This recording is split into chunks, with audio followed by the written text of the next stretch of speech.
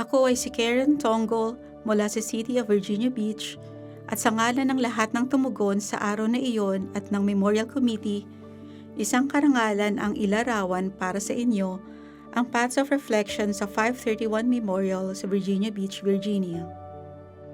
Ang Paths of Reflection ay bumabaybay sa mabulaklak na kaparangan, mga tahimik na pahingahan at sa matatandang puno ng robles sa kagubatan.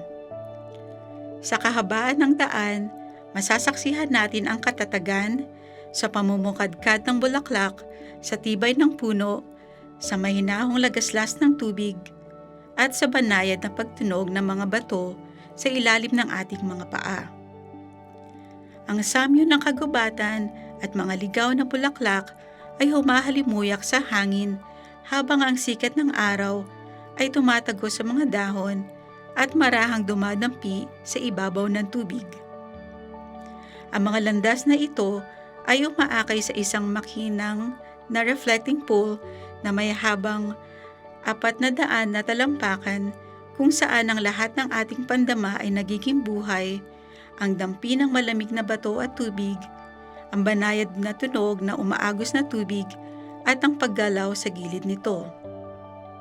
Pagsapit ng gabi, ang tubig ay nagniningning, wari hinahango ang liwanag mula sa mga sanga sa itaas.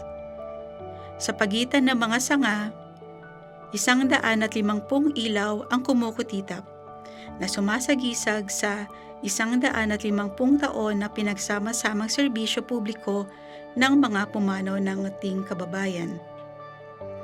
Ang kurbadong reflecting pool na ito ay isang tulay, sumasayad lamang sa lupa sa bawat 40 talampakan o higit pa upang igalang at pangalagahan ang tahimik at di nakikitang bundong nasa ilalim ng ating mga paa.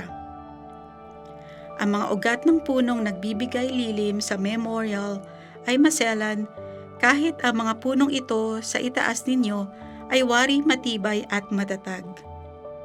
Sa pamamagitan ng maingat na disenyo, sa pag-angat ng reflecting pool mula sa lupa, hinahayaan nating huminga ang lupa, malayang umagos ang tubig at patuloy na lumago ang mga puno sa ating memorial ng walang gambala. Bawat bahagi ng memorial na ito at ang kapaligirang nakapalibot dito ay mahalaga.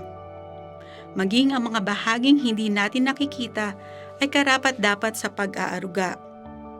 Ang Path of Reflection ay gumagalang sa kalikasang narito at sa mga buhay na nawala, na nag-aanyaya sa inyong maglakbay habang tinitiyak na ang mga mariringal na punong roble ay mananatiling kanlungan at lilim para sa mga susunod pang henerasyon.